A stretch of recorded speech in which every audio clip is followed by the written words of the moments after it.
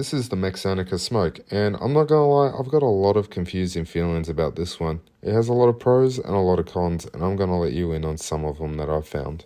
Just starting off, the build quality is really good. It's made of stainless steel. It's got a lot of unique features to it that I absolutely fell in love with. It's also so easy to put together. It took me about 3 minutes to figure it out once I pulled it out of the box. Also, just maintaining it, it's quite simple. You wash it with some warm water and some soap and it stays relatively clean.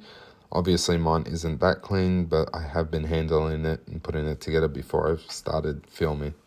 So that's what all those fingerprints were. So it may look like I'm struggling right now to pull the shisha off of the glass base. That's because I am. This isn't the original base for the shisha. The other one's just plain glass, but this one had a cool pattern. I thought it would look good for this video. Now another key feature to this shisha is that little pipe that I've just put down with the weird angle on it. That's where the hose will attach to. And as you sit around the shisha, instead of readjusting and turning the shisha around so your mates could have a try of it, all you got to do is just hand off the hose and that pipe should follow wherever that hose goes. Now this is also really cool. This is the housing for the ball bearing and where the smoke comes out when you're blowing back into the shisha itself. And I have said this in the past before, I don't like ball bearings that are exposed like this. I find them quite easily lost if you're cleaning it. Whoops, there it goes. So like I always say, please be mindful when you're cleaning your shishas like this. If they've got ball bearings that are left out, just make sure you keep an eye on them. Now let's get into the cons that I have found with this shisha. So this isn't a big deal, but the first problem I had was once I screwed this piece in. If you look at the very top of the pipe, there's a bit of an edge. And unfortunately, once it's screwed in, I won't be able to unscrew it if I put the main pipe on.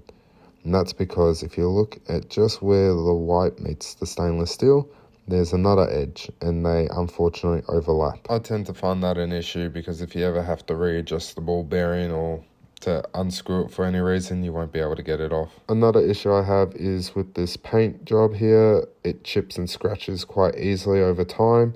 And that black that you see where the writing is, that tends to fade quite easily. That is expected with paint though. It will chip and fade over time, so I don't judge it too harshly, especially since the build quality is still there. And one of the big things I find with shishas is as long as you can smoke it for a long time and it doesn't rust, a bit of chipped paint is no issue.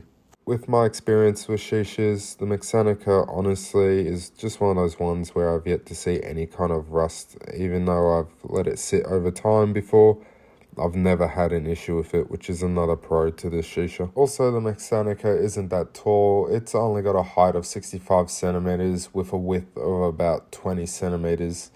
And the last thing I can mention about this shisha is at the time of this recording, it only retails for about 199 Australian dollars. And that's all we have for the Mexanika. So if you do find these videos interesting, please don't forget to like, comment, and subscribe, and we'll bring you more content just like this on Sneaky Shisha. And now for the fun part, let's see how the Mexanika smokes.